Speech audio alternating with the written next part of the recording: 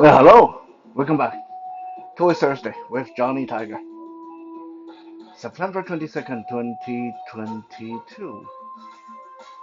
Yeah, that's a nice symmetry to that. So, you might be wondering, what are we looking at? Is that a remains of my last night's chicken dinner? Not exactly. What you're looking at is a bunch of bones that are used as trophies. No, they're not my trophies, they're the trophies of our subject of the day. Now, today we're celebrating Elephant Appreciation Day, and we have the perfect subject for this, or maybe not so perfect. I'll leave you to be the judge of that. I mean, usually when we think about elephant, we're thinking about big, slow, peace-loving, smart animal. Well, the character we are going to be looking at today is big. I don't know how slow he is, but he's definitely not very peace-loving. But I'm getting ahead of myself, as usual. Before we get to look at the character of the day, let me hit you up with a couple of little trivia about elephants. Number one,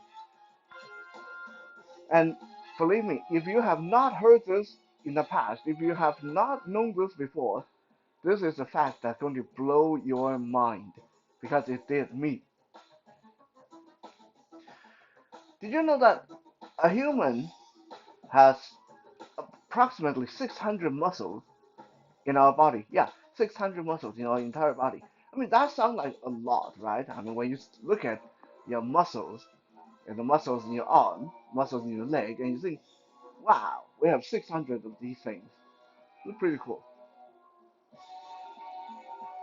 But here is the thing, an elephant, I'm not even talking about the entire elephant, mind you, an elephant has 40,000 muscles in its trunk.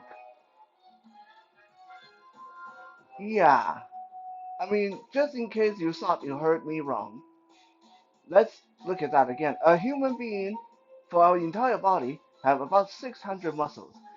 An elephant, just in its trunk alone, has 40,000 muscles. Okay, I think we pretty much lost that one. The second trivia is there used to be elephants in China. If you watched my Wisdom Wednesday before, you would have known this one. But yes, there used to be elephants all over China. And back then, people didn't know anything about conservation or anything like that. Mostly people, and especially when you look at Chinese history, people were mostly farmers. So to them, elephants were not cute, elephants were not cool. To farmers, elephants were pests. They were big, they were scary, they trample houses, and they eat a lot.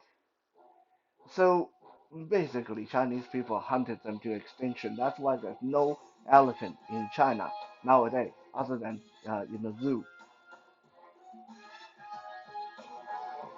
In fact, talking about hunting elephant, did you know that over 90% of African elephants were hunted and killed and went extinct in this last century alone? So yes, we do need to learn how to appreciate these big, lovable animals and try to keep them around as long as possible.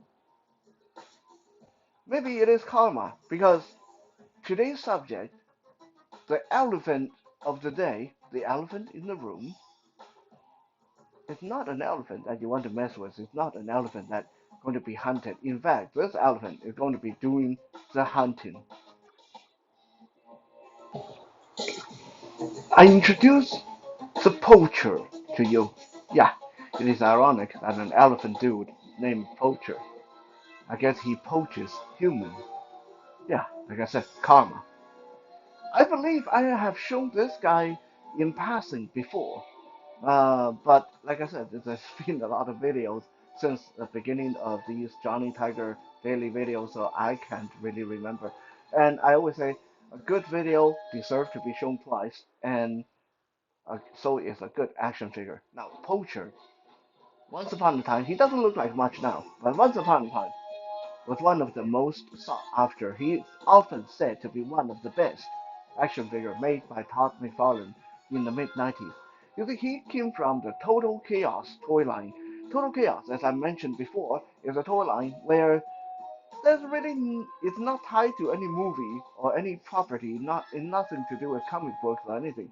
Total Chaos was a property where Todd McFarlane threw all the interesting, cool creation that he had into and made up like a really brief story. Basically, you have two factions in the universe.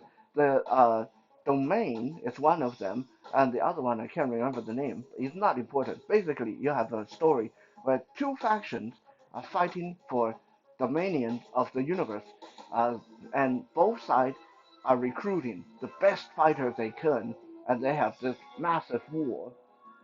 Yeah, your very basic fighting video game kind of storyline. Okay, here's one side, here's the other side, and let's fill both sides up with interesting looking characters and let them have it.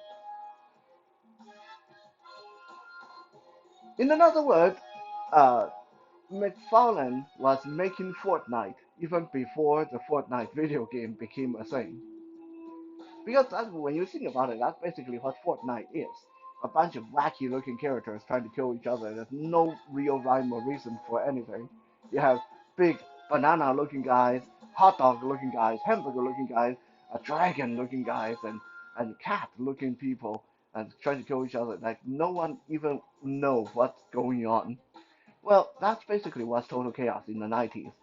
The Poacher, our elephant guy here, came from 1997, so this is one of the older action figure from my collection, and he is still looking pretty good. I mean, look at him. You can't help but fall in love with this guy if you are into any kind of animal, alien action figure. Uh, this is a killer elephant. Okay, this is an elephant walking like a man. He's looking like he's been around the block quite a few times and still come up on top. He got both of his ears cut off, and one of his tusks is broken. Yeah, this is the way he looked. I didn't break this action figure. This honestly is the way he looked. And he's this big, fat elephant dude, and with cracked fingernails and ear piercings, and he got bones, the bones and body parts of his victims hanging all over him. And this is the thing. Most of the Total Chaos action figures that were released in the 90s later became very cheap. No one wanted them. I don't know why. I personally really love them, but yeah, they were not highly valued. But Poacher was an exception. Poacher has been many people's holy grail for a long time, especially this particular version. What makes this version special? We'll come to that in a little bit. But this was not the original. This is a re-release. This is a re-release of Poacher later on. Uh, and yeah, he was on my holy grail list for a long time. I've been looking around for him for over 10 years. And finally, about 10, maybe 9 years ago, I chanced upon an eBay auction that I just couldn't pass it up. But it still cost an arm and a leg and a kidney. But I finally had my elephant guy in my grubby little paws. And I'm very happy.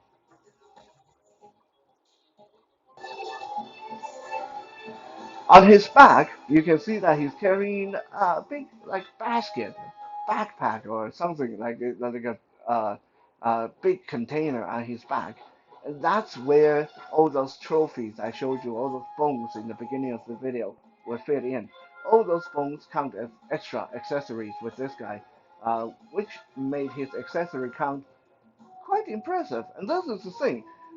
Nowadays, we are spending 30, $40 buying action figures that smaller than this guy and barely come with two or three pieces of accessory.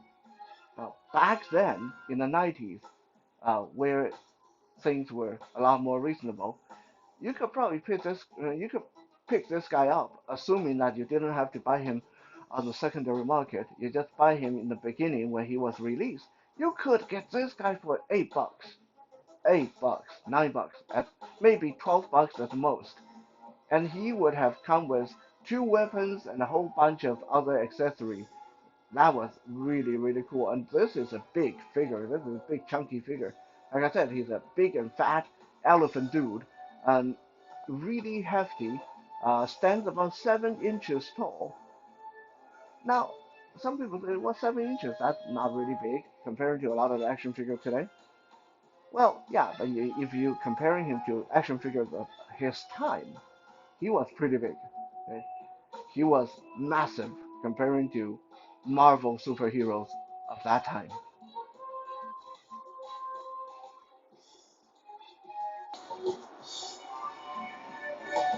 Now, true to action figures of his time, his articulation is not much, especially because he's so big and chunky. There's really not much you can do with his poses. I mean, his shoulders move, he can raise his arm, he can lower his arm, his wrist move, but because there's no elbow joints, so you can't really do much with his posing. His head moves at the neck, so he can turn his head left and right, but because again, because of how chunky he is and how his head is at a weird angle, when you turn it, he starts to look weird. His leg can kick back and forth at the hip, but because there's no knee or ankle articulation, there's very little that you can do that would make him look natural. So even though he does have some joints, you can't do much with him. But he's a big killer elephant. What else do you want?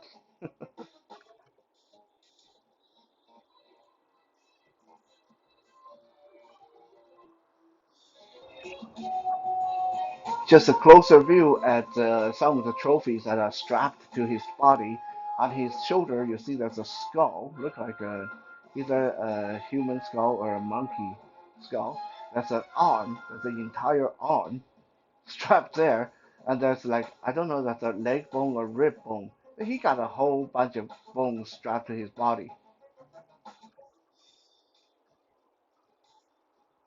He also has a big hunting knife that is strapped to his ankle. But unfortunately, it's not removable.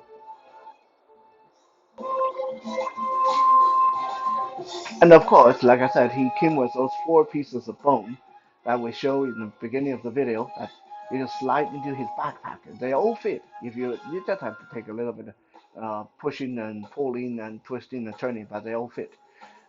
There's one long bone that looks like the leg bone or arm bone of some giant creature. There's a shorter piece, like a short end of a femur, I think. And there's a bladed piece that looks like a horn from some kind of animal. And then there's a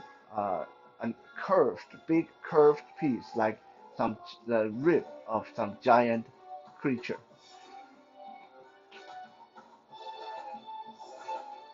So, what is the story for Poacher? Well, like I said, Total Chaos really didn't need much of a story, but he sort of had one. Not much, not much, but uh, he does sort of have a bit of a backstory to go with him. In the Total Chaos universe, Poacher is one of the most feared killer in the entire world, and he fights for the side of Domain. Like I said, it's not important to know which side is what because it's not like a good versus evil thing. They're both kind of fighting for uh, uh, ownership of the universe. So, Poacher is hired by the Domain to kill the other side, and he's really feared by the outside because of his brutal style of killing and the way he takes trophy all over the place. And that's not all. He's also feared by his own side because here is the best part of his story. When Poacher gets bored, when Poacher is bored, Poacher will even go after warriors on his own side. He'll even kill warriors on his own side just because he needs some entertainment. So yeah, everyone stay out of his way. He's like a loose cannon. He'll kill anybody.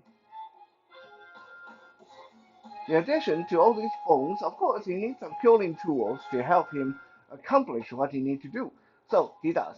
He first comes with this giant rifle that's almost as tall as he is. There is a tiny hole in his left hand that a peg and the rifle will fit into to help him hold it. But because of that, this rifle is forever just designed to be held in his left hand. He can't hold it any other way, unfortunately.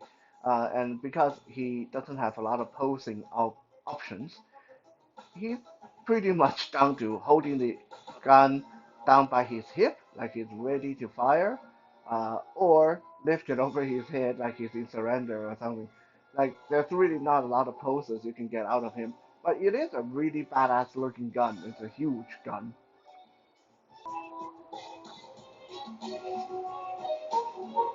But just having a gun is not enough because sometimes you gotta get up close and dirty.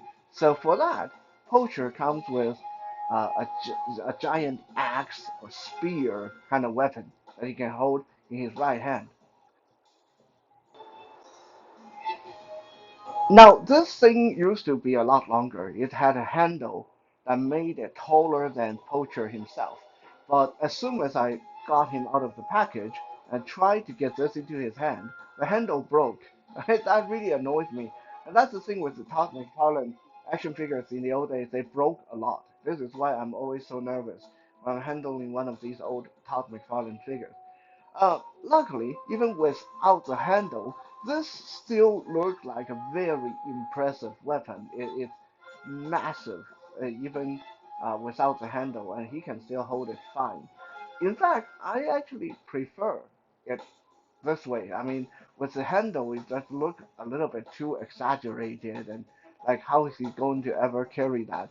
But without the handle, when he have to hold it close to the blade like this, it looks more vicious. It looks more like something that's actually functional. To me, anyway. Now, with all this stuff, with the gun and the blade and the trophies and how big this figure is, this already would have classified him as a really great action figure. But this version of Poacher, I said this version because the original uh, will not have this next part. I'm going to show you. This next piece of accessory will elevate this from just a toy to a collector's item.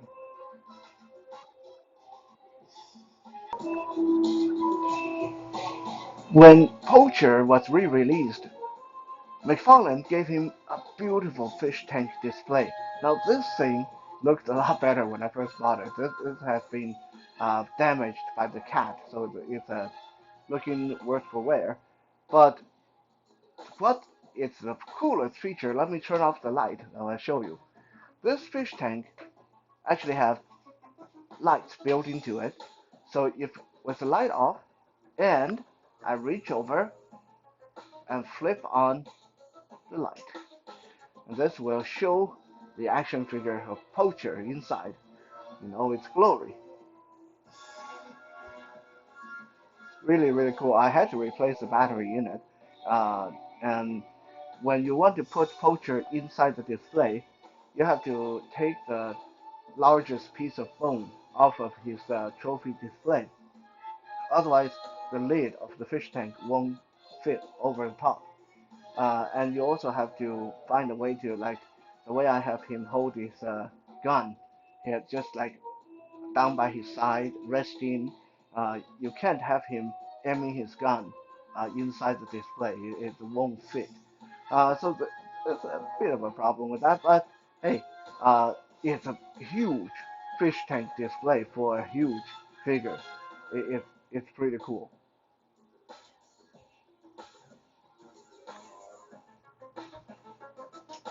Before we go, I want to give you guys a quick size comparison so you guys can get an idea of how, even against some of the modern action figures, this is still a pretty decent size action figure and might uh, work in as a villains for your other superheroes even today. Here is Poacher standing behind Spider-Man, who is a 6-inch action figure, a modern action figure. So you can see that even with almost 20 years time difference, Poacher is still a very imposing enemy for Spider-Man. And here is Captain America facing off against Poacher, and even then, with Captain America's superhuman physique, he still is kind of dwarfed by this killer elephant.